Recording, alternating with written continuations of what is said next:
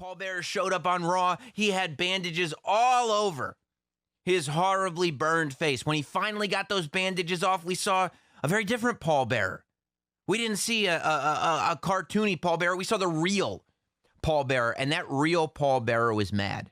And that real Paul Bearer made it clear that he once again wanted to manage the WWE champion. And if it wasn't going to be Mankind, he needed The Undertaker back. And he needed The Undertaker to do whatever he said.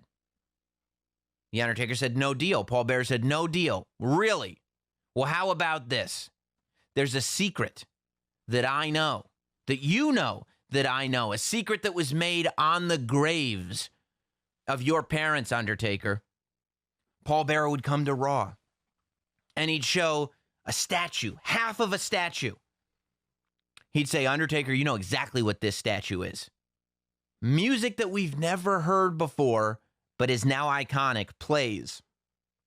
And Paul Bearer leads a giant, red, demonic, masked man towards the Hell in a Cell as Vince McMahon utters the immortal words on commentary, that's gotta be Kane. Kane rips the door off the Hell in a Cell, thrusts his way in, tombstones the Undertaker. Shawn Michaels looks on befuddled, but as Kane leaves, Shawn goes for the cover. Shawn wins.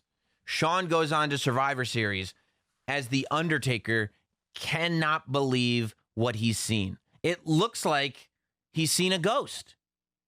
And it takes us all the way to WrestleMania 14, where before Kane even has his match with The Undertaker, he tombstones Pete Rose just for good measure. Now, we see a very physical match between The Undertaker and Kane. The Undertaker finally does win, but it takes him 3 tombstones to do so. 3.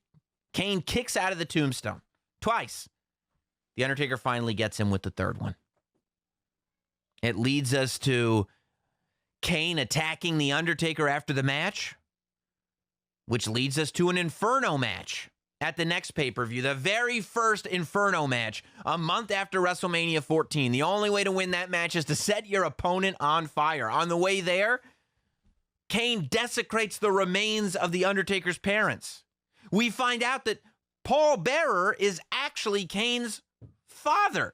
That Paul Bearer had an affair with The Undertaker's mother. And they created an illegitimate love child, and that is the brother that The Undertaker grew up with. That student that was living in the funeral home with The Undertaker's parents had an affair with The Undertaker's mom, like some demonic Garth Brooks song. Finally, The Undertaker defeats Kane in an Inferno match. Kane ends up moving on. Eventually, he does get a victory over The Undertaker on an episode of Raw, which takes us into the King of the Ring pay-per-view in 1998.